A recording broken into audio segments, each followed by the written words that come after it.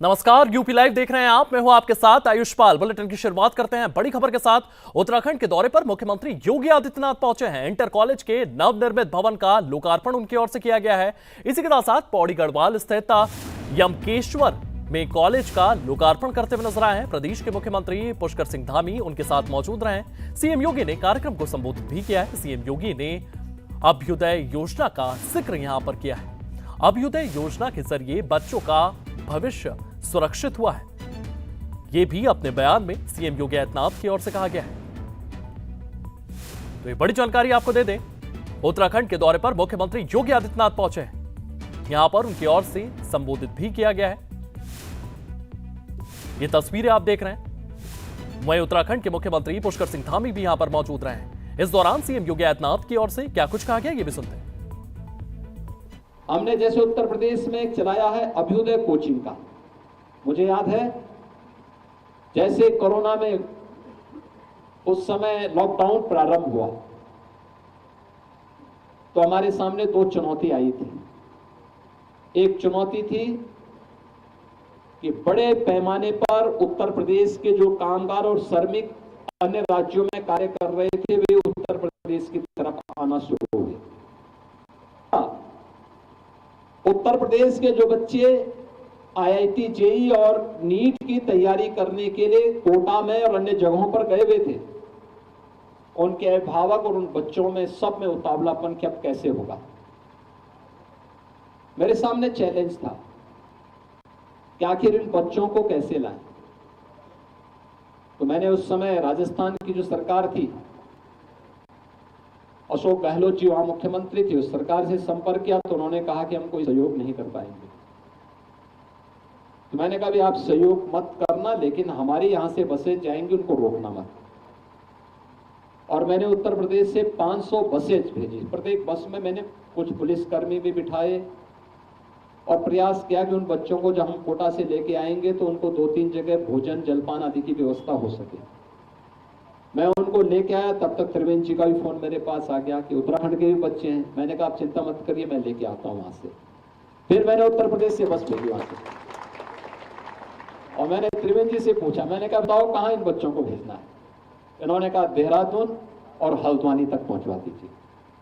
और मैंने वहीं से कोटा से उठा करके जो बच्चे यहाँ के थे वहीं से उनको ला करके और देहरादून और हल्द्वानी तक उनको पहुंचाने का काम उस समय किया था।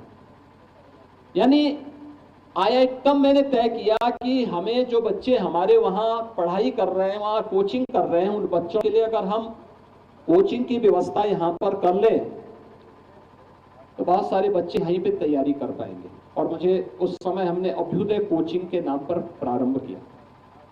दोनों वर्जन उसके थे, फिजिकली भी और वर्चुअल भी। कोई भी छात्र अगर वर्चुअल उसके साथ जुड़ना चाहेगा किसी भी उसके साथ, तो उसके लिए उसको हम लोगों ने लिंक दे रखा था कि आप इससे जुड़िए, आप किस प्रतियोगी परीक्षा की तैयारी करना चाहते हैं, आप इसमें अभ्युदय कोचिंग के साथ जुड़ सकते हैं। अगर आप फिजिकली क्लास अटेंड करना चाहते हैं तो कंपटीशन के माध्यम से आपको उसमें पास करना पड़ेगा, उसके बाद आपको हम उसके साथ जोड़ेंगे। और इसकी क्लासेस कौन चलाते हैं?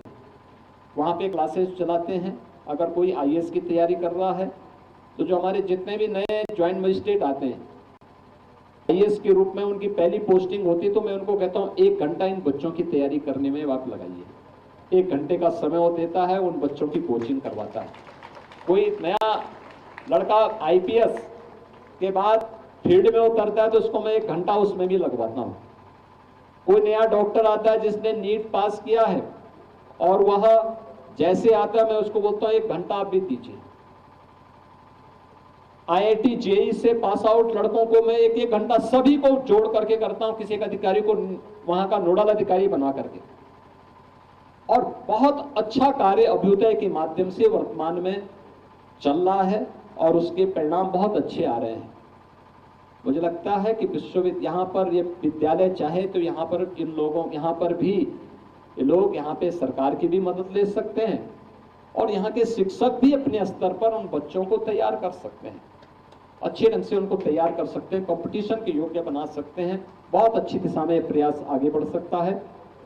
हमें एक असही दिशा में आगे बढ़ना पड़ेगा। दूसरा, केवल अपने पाठ्यक्रम के को ले जाने से अच्छा लकीर का फकीर बनने के साथ ही बनने की बजाय कुछ नयापन करने की तैयारी।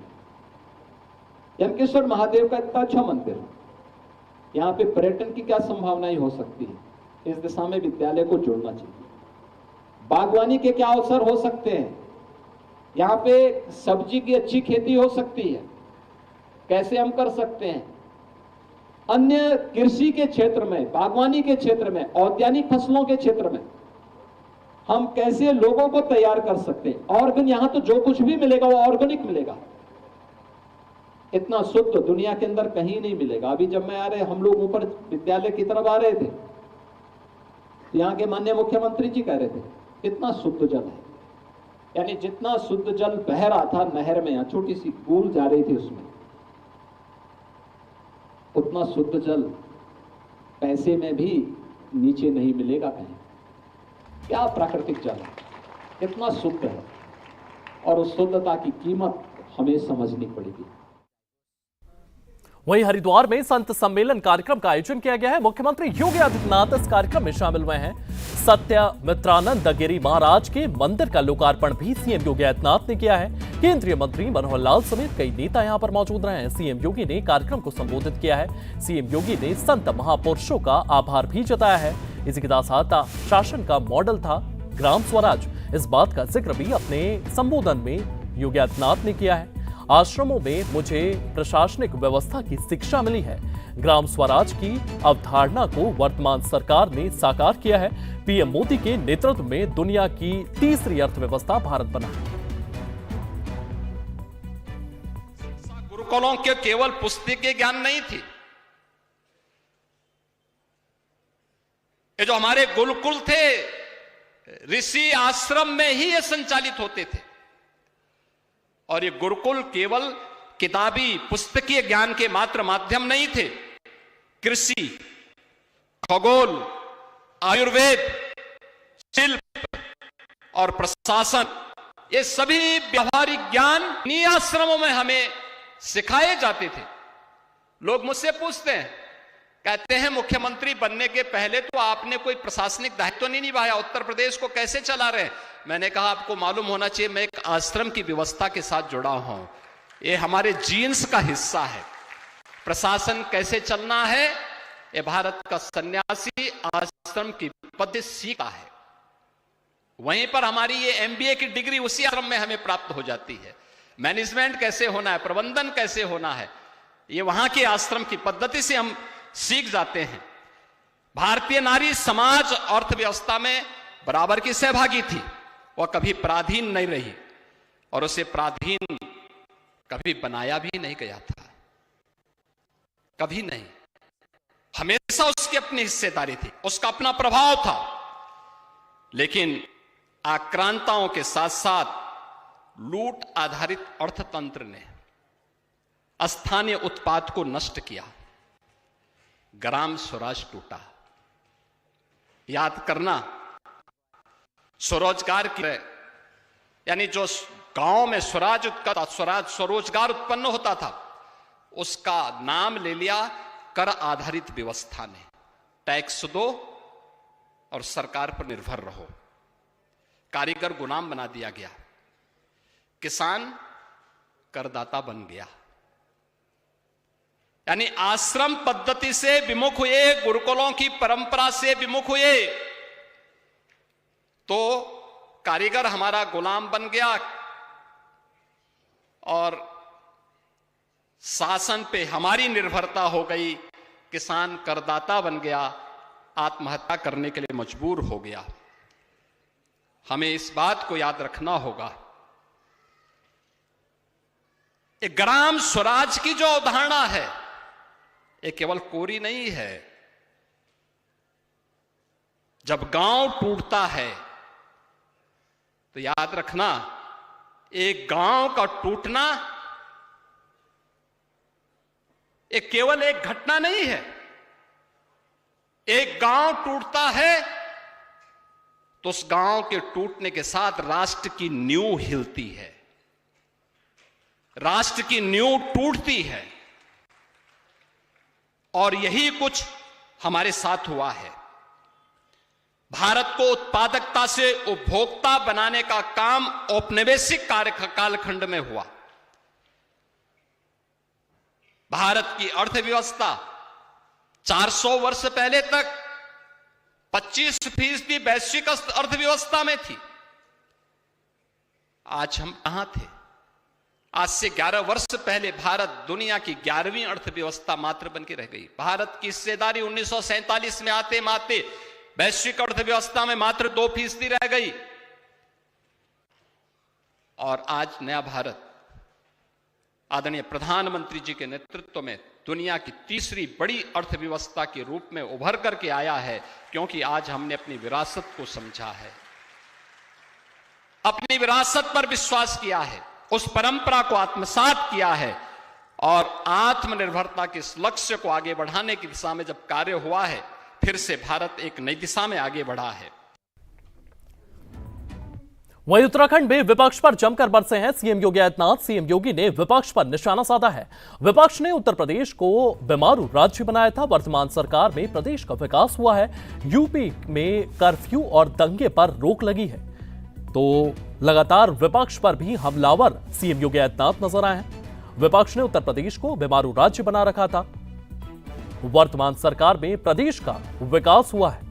यूपी में कर्फ्यू और दंगे पर भी रोक लगी।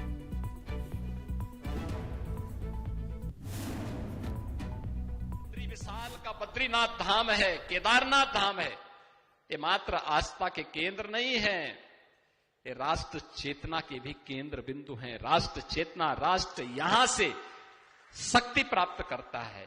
भारत राष्ट्र यहीं से शक्ति प्राप्त करता है।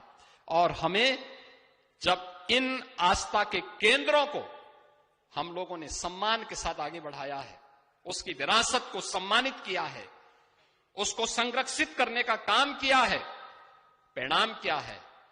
एक बीमारू राज्य उत्तर प्रदेश भारत की अर्थव्यवस्था का ब्रेक थ्रू बन करके आज लगातार प्रगति के एक नए पथ पर अग्रसर होकर के कार्य कर रहा है, आगे बढ़ रहा है। अब उत्तर प्रदेश में अराजकता नहीं है, अब दंगे फसाद नहीं है, गुंडागिर्दी नहीं है, यानी न कर्फ्यू न दंगा, और यूपी में है अब सब चंगा। दंगा और दंगाई दोनों गायब हो गए, कर्फ्यू उनमें लग गया। और उस कर्फ्यू को इसलिए लगाने में सफलता प्राप्त हुई है क्योंकि स्पष्ट नीति थी, नियत साफ थी, और उन मूल्यों के साथ जब हम लोग आगे बढ़े, आज परिणाम हम सबके सामने देखने को मिल रहा है। वहीं मुख्यमंत्री योगी आदित्यनाथ शुक्रवार को लखनऊ में रहे, जहां वे राज्य ऋण संगोष्ठी फोकस पेपर विमोचन कार्यक्रम में शामिल हुए हैं और कार्यक्रम को संबोधित भी करते हुए नजर आए हैं। इस दौरान जहां उन्होंने विपक्ष पर जमकर निशाना साधा है, वहीं उन्होंने एनडीए सरकार की भी जमकर तारीफ की है। क्या कुछ कहा है, सुनते हैं। यूपी बीमारू राज्य था, आज वह देश का रेवेन्यू सरप्लस स्टेट के साथ ही भारत की इकोनॉमी का ब्रेक थ्रू बन करके भारत की इकोनॉमी को एक मजबूती प्रदान कर रहा है। आप याद करिए ना, आज से 10 वर्ष पहले यूपी का शेयर भारत की इकोनॉमी मात्र 8% रह गया था, आज हम 9.5% तक पहुंचे हैं। यूपी भारत के अंदर सबसे बड़ी आबादी का राज्य था, हमारे पास सबसे अच्छा मैन पावर भी था, सबसे अच्छी फर्टाइल लैंड भी थी, सबसे अच्छा जल संसाधन भी था, लेकिन देश की अर्थव्यवस्था में हमारा योगदान 8% रह गया था और उत्तर प्रदेश की इकोनॉमी भी देश के अंदर 8वें 9वें स्थान पर थी। आज मुझे बताते हुए प्रसन्नता की अनुभूति हो रही है। याद करिए 16 में यूपी की जो अर्थव्यवस्था थी, ये मैं भी नाबार्ड के उससे बोल रहा हूं और ये मेरे आंकड़े भी थे, क्योंकि हम लोग यहां पे वर्तमान में जो कार्य कर रहे हैं उसके तहत भी 2016 में केवल 11,70,000 थी और इस वित्तीय वर्ष में यानी 31 मार्च तक 36 लाख करोड़ तक पहुंचेगी। 36 लाख करोड़ की एक यात्रा है। ये यात्रा दिखाती है कि नियत साफ हो तो परिणाम भी, रिजल्ट भी स्पष्ट सामने आते हैं और वही परिणाम है ये जो परिणाम आज हम सबके सामने इस रूप में देखने को मिल रहे हैं। इस परिणाम का इसका रिजल्ट क्या है? रिजल्ट है यूपी के अंदर 16 में पर कैपिटा प्रति व्यक्ति आय 43,000 थी, आज ये बढ़कर के 1,20,000 तक पहुंची है। 1,20,000 यानी लगभग 3 गुना। हमने फिस्कल डेफिसिट 3% से कम है यूपी का, यानी देश के किसी भी राज्य में अगर आप जाएंगे तो वहां पे सबसे वित्तीय प्रबंधन का बेहतरीन उदाहरण। और यूपी गत 5 वर्ष से रेवेन्यू सरप्लस स्टेट के रूप में अपने आप को स्थापित किया है। इसी बीच लखनऊ में मुख्यमंत्री योगी आदित्यनाथ का बड़ा बयान सामने आया है। एमएसएमई को लेकर के उनकी ओर से विपक्ष पर निशाना साधा गया है। विपक्ष के शासन में मजदूर कर चुके थे पलायन, ये बात का जिक्र अपने बयान में सीएम योगी आदित्यनाथ ने किया है। बंदी की कगार पर था एमएसएमई सेक्टर, हमारी सरकार ने एमएसएमई को प्रोत्साहन दिया है। इसी के साथ अब उत्तर प्रदेश का एमएसएमई नई ऊंचाइयां छू रहा है। तो सीएम योगी आदित्यनाथ की ओर से एमएसएमई को लेकर के ये बड़ा बयान दिया गया है। उनकी ओर से लगातार कहा गया है कि एमएसएमई के सेक्टर में उत्तर प्रदेश लगातार आगे बढ़ रहा है। क्या कुछ कहा गया है, सुनते हैं। सरकार की नीयत साफ हो तो उसके परिणाम भी स्पष्ट दिखाई देते हैं। एमएसएमई सेक्टर की क्या स्थिति थी? यूपी के अंदर पलायन कर चुके थे, हस्तशिल्पी निराश था, कारीगर हताश था, एमएसएमई सेक्टर बंदी के कगार पर था, वीरानी थी। सरकार ने उसको थोड़ा सा प्रोत्साहन दिया। 1 डिस्ट्रिक्ट 1 प्रोडक्ट के रूप में हमने यूपी के अंदर उसको प्रोत्साहित किया। आज यूपी के अंदर, यूपी देश का पहला राज्य है जो अपने यहां एमएसएमई सेक्टर को 5 लाख रुपए की सुरक्षा बीमा का कवर देता है। 96 लाख एमएसएमई यूनिट यूपी के अंदर कार्य कर रहे हैं। 3 करोड़ परिवार आजीविका के लिए इसी सेक्टर पर निर्भर कर रहा है, क्योंकि यह तब संभव हो पाया जब सरकार ने उसकी ब्रांडिंग की 1 डिस्ट्रिक्ट 1 प्रोडक्ट के रूप में। तो सीएम योगी आदित्यनाथ यहां पर विपक्ष पर हमलावर नजर आए हैं। इसी के साथ साथ चाइनीज मांझे को लेकर के यूपी सरकार की सख्ती देखने को मिली है। सीएम योगी आदित्यनाथ ने इसको लेकर के छापेमारी के आदेश दे दिए हैं। चीनी मांझे से होने वाली मौतों को अब हत्या माना जाएगा। राज्य में चीनी मांझे के इस्तेमाल पर भी रोक लगा दी गई है। लखनऊ में चाइनीज मांझे को लेकर के पुलिस की रेड देखने को मिल रही है। पूरे राज्य में कार्रवाई लगातार देखी जा रही है। तो आपको बता दें, चाइनीज मांझे के खिलाफ उत्तर प्रदेश सरकार जो है वो काफी सख्त नजर आ रही है।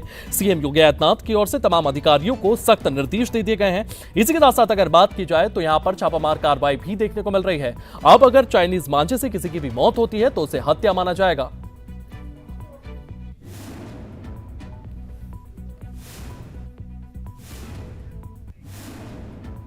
इसी बीच गाजियाबाद से एक और बड़ी खबर सामने आई है, जहां पर नाबालिग बच्चियों की सुसाइड मामले में पुलिस का खुलासा सामने आया है। ज्यादा खून बहने से बच्चियों की मौत हो गई है। 9वीं मंजिल से बच्चियों ने छलांग लगाई थी। पोस्टमार्टम रिपोर्ट में मारपीट की कोई चोट सामने नहीं आई है। कोई ऐसी बात सामने नहीं आई है जिससे ये प्रूफ हो सके कि मारपीट इन बच्चियों के साथ हुई थी। पोस्टमार्टम रिपोर्ट जो है वो सामने आ चुकी है। पिता ने बेच दिए थे बच्चियों के दोनों फोन। एक फोन की जांच कर रही है फॉरेंसिक टीम। तो पिता ने 2 बच्चियों के फोन बेच दिए थे। इसी के साथ अगर बात की जाए तो एक फोन जो बचा हुआ है उसको लेकर के फॉरेंसिक टीम की ओर से जांच पड़ताल की जा रही है। इसी के साथ पोस्टमार्टम रिपोर्ट जो है वो भी सामने आ गई है। उसमें कहा गया है कि इन बच्चियों के साथ कोई मारपीट नहीं की गई थी। ज्यादा खून बहने के चलते इन बच्चियों की मौत हुई है।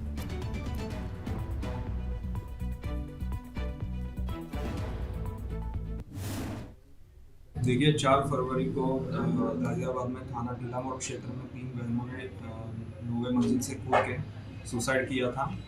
और इसी घटना की जो जांच हुई है, उस जांच में अभी तक जो तथ्य सामने आए हैं उसके आधार पे प्राथमिकता ये घटना सुसाइड की है और इसी दिशा में आगे की जांच चल रही है। देखिए, अभी तक के जांच में जो चीज़ें सामने आई है उसमें 2 मोबाइल बेचने की बात सामने आई है। एक उसने रिसेंटली बेचा था और एक मोबाइल करीब 6 महीने पहले बेचा था। तो पुलिस का प्रयास यही है कि इन दोनों मोबाइल को रिकवर किया जाएगा और इसमें जो भी डेटा है उसको रिकवर करके अगर उसमें कुछ अगर ऐसी चीज़ें आती है जिसमें किसी ऐप का इस्तेमाल हुआ हो या किसी टास्क बेस्ड ऐप का इस्तेमाल हुआ हो तो उस पर जांच की जाए। अभी तक जो जांच हुई है उसमें किसी टास्क बेस्ड ऐप का या गेम का, ऑनलाइन गेम का ऐसा रोल नहीं आया है। चलिए फिलहाल यूपी लाइव में इतना ही। आप बने रहिए सूर्य समाचार के साथ।